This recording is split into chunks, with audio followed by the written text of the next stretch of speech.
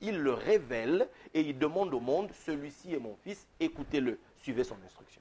Oui, mais il y a quand même un Français, je pense, qui a écrit un ouvrage, Oui. Frédéric Lenoir, comment Jésus est devenu Dieu. Oui. Parce que le débat que tu sais, que Dieu, c'est Jésus. Mais c'est pas Christ, comment ça dépend.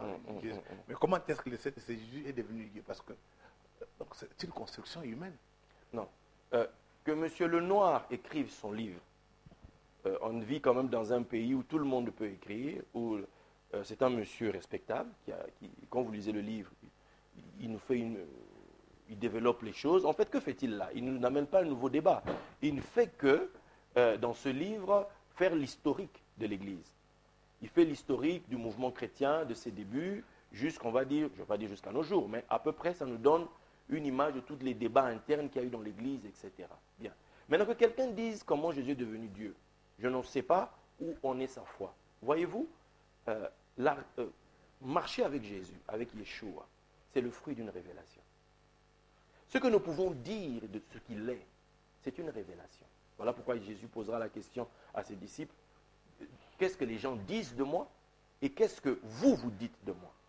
Et quand Pierre dira, tu es le Christ, le Mashiach, le Fils du Dieu vivant, il dira, ça, ce n'est pas venu de la construction de tes pensées, c'est une révélation du Père.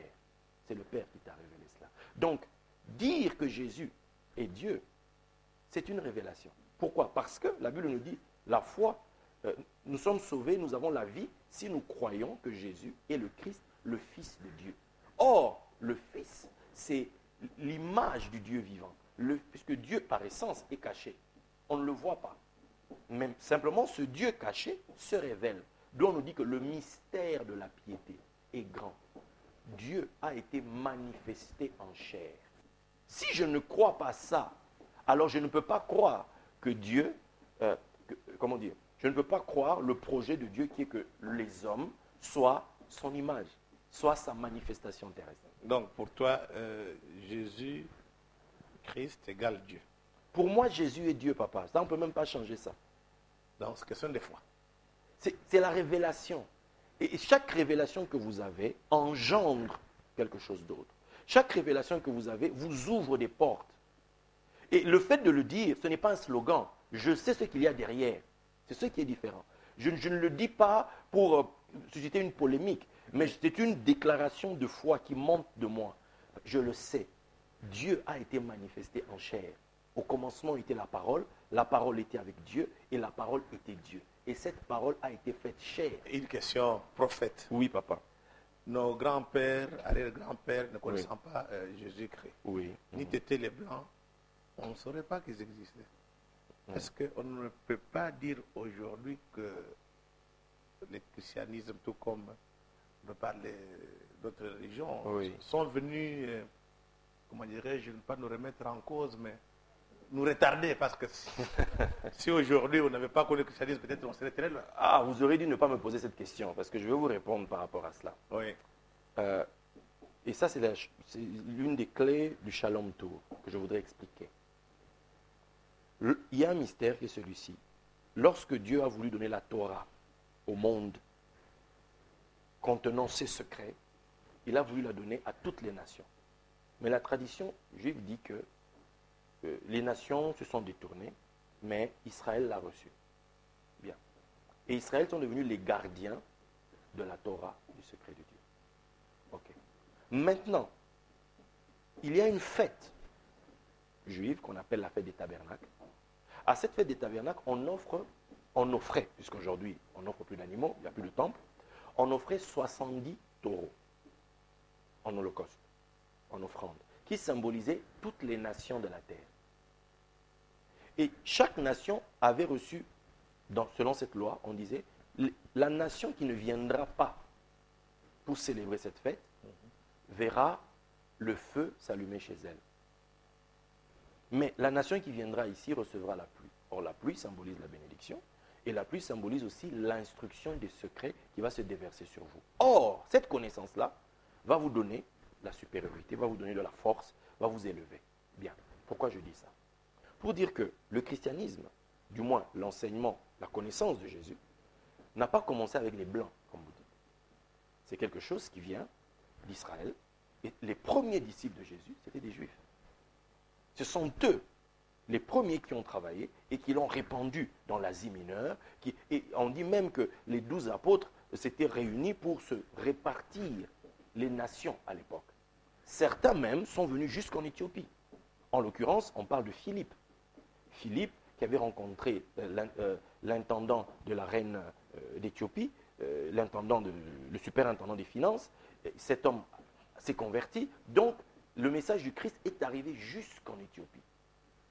L'Éthiopie qui représentait en fait tous les pays des Noirs, Couche, et tous les pays en bas. Donc, ce message est venu jusque-là.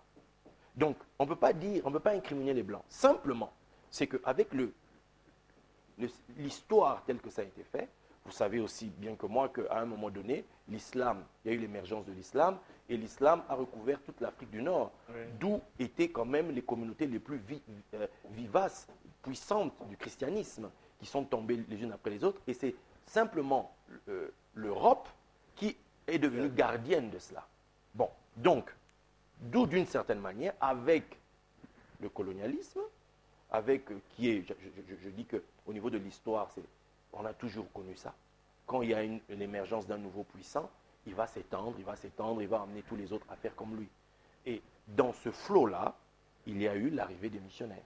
Mais on ne peut pas dire que ce message, c'est un message des Blancs. Non, ça ne vient pas de chez eux. Parce que l'Europe a aussi été évangélisée en son temps. Ok, prophète, nous arrivons presque à la fin de notre entretien. Oui.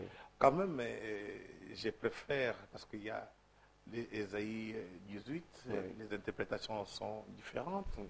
À ce qui concerne notre pays, selon Ésaïe 18, on parle d'un pays au-delà de l'Éthiopie où il y a des fleuves, des forêts. Et ces pays-là, c'est le Congo, Kinshasa. Donc, on peut dire un peu les bassins du Congo de manière générale. Est-ce que l'interprétation est correcte? Vous savez... Est-ce qu'on peut voir dans la Bible? Parce que moi, je ne suis pas ni pasteur, ni prophète. Je suis qu'un journaliste. Ésaïe 18 dit ceci: « Terre où retentit le cliquetis des armes au-delà des fleuves de l'Éthiopie. Toi qui envoies sur mer des messagers dans des navires de gens voguant à la surface des eaux, allez, messagers rapides, vers la nation forte et vigoureuse, vers ce peuple redoutable depuis qu'il existe, nation puissante et qui écrase tout, et dont le pays est coupé par des fleuves. » Alors, après on dit autre chose, mais puis après on revient dessus au verset 7. En ce temps-là, des offrandes seront apportées à l'Éternel des armées par le peuple fort et vigoureux, par le peuple redoutable depuis qu'il existe, nation puissante et qui écrase tout, et dont le pays est coupé par des fleuves. Ça signifie quoi? Quelle explication? La première fois que j'ai entendu une interprétation de ce texte, liée au Congo, ça remonte à pratiquement plus de 20 ans. Ça venait d'un monsieur que certains ont dû connaître, un Suisse, monsieur Jean Schwab. C'est de lui que il envoyait des traités au Congo, etc., pour que vraiment le Congo, à l'époque le Zaïre, qu'on puisse se réveiller, tout ça. Maintenant, si il y a un pays, c'est vrai, au-delà de l'Éthiopie, qui est coupé par des fleuves, c'est vrai qu'au jour d'aujourd'hui, si on doit regarder sur la carte, c'est nous, c'est notre bassin ici, etc. Bon, mais dans ce texte, il y a une malédiction. C'est une malédiction qui est là. Il y a la guerre, il y a toutes ces choses-là qui se passent dans ce pays-là. Mais maintenant, il y a aussi la clé pour restaurer ça. On nous dit que ce peuple-là apportera des offrandes à l'Éternel des armées. Apportera des offrandes à l'Éternel des armées. Bien. Qu'est-ce que ça signifie? Vous allez voir qu'au jour d'aujourd'hui, au Congo, beaucoup de gens prient. Pourquoi il y a on parle des églises de réveil, mais il n'y a pas que les églises de réveil. Le christianisme au Congo, ce n'est pas que les églises de réveil. Nous avons l'église catholique, nous avons les protestants, nous avons tout un panel qui sont là, qui croient dans ces textes, qui croient dans ce Jésus, qui marchent avec lui. Bon, pourquoi il y a ça? Pourquoi le Congo est comme une concentration, mais qu'on n'arrive pas à s'en sortir? Parce qu'il y a quelque chose. On ne peut pas apporter des offrandes à l'Éternel des armées, qui est, entre guillemets, l'Élohim d'Israël, le Dieu d'Israël, parce que les offrandes, on va les apporter où? On les apporte en Israël, on les apporte à Jérusalem. C'est une image qu'il y a un peuple ici qui va se tourner de la même manière qu'il y a eu en Éthiopie des personnes, les Falachas, qui ont déclaré qu'ils étaient Israël. Il va y avoir forcément, puisque les gens qui apporteront les offrandes, parce qu'il faut lire, il faut le connecter avec d'autres textes, c'est en fait les enfants d'Israël dispersés dans les nations qui vont se retourner et dire, nous aussi, nous sommes Israël. Parce qu'il y a une différence entre le fait d'être juif et le fait d'être Israël. C'est deux choses différentes. Le juif fait partie de la tribu de Juda. Et il faut connaître l'histoire d'Israël, je fais ça assez rapidement puisque nous sommes à la fin, pour comprendre que il y avait les 12 tribus qui formaient une nation. Quand Salomon est mort, il y a eu division. Il y a eu 10 tribus qui sont allées à part, en 921 avant Jésus-Christ, et 2 autres tribus qui sont restées sous la main de la maison de David, qu'on va appeler le royaume de Juda, et les autres, on va les appeler le royaume d'Israël. Donc, de 921 à 721, il y aura 2 maisons d'Israël. 2. Juda d'un côté et Israël avec les 10 tribus. Mais en 721 avant Jésus-Christ, un roi viendra et va emporter, puisque les tribus on va dire les tribus du nord vont être des tribus qui vont verser dans l'idolâtrie. Ils vont s'éloigner du vrai culte du Dieu vivant. D'où la punition ne va pas tarder. 2 siècles après, ils vont être emportés. D'où on parle des 10 tribus perdues d'Israël. 10. Ces 10-là, la Bible dit qu'ils vont être assimilés dans les nations. Ils vont en fait se diluer au travers toutes les nations. D'où certaines personnes disent qu'aujourd'hui, toutes les nations de la terre, toutes les nations, portent en eux un germe d'Israël.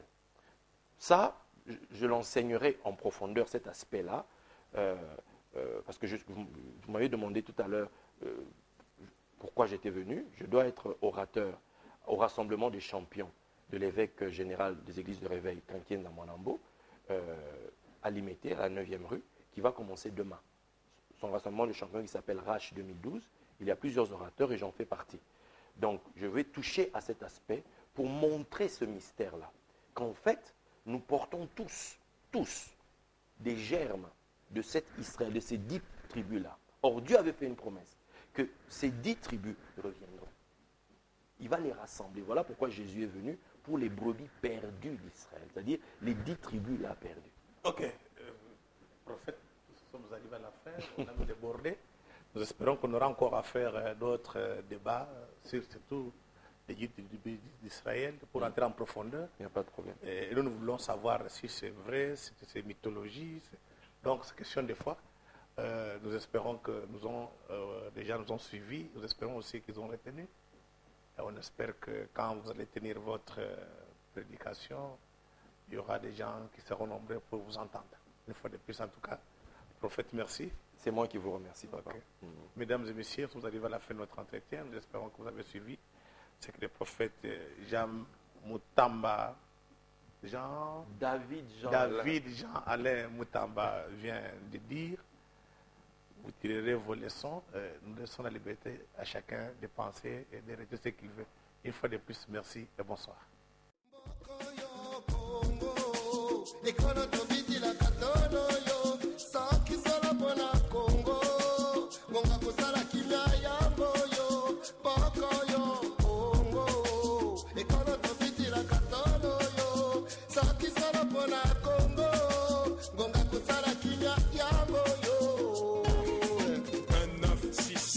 Indépendance, 40 ans après, le Congo reste une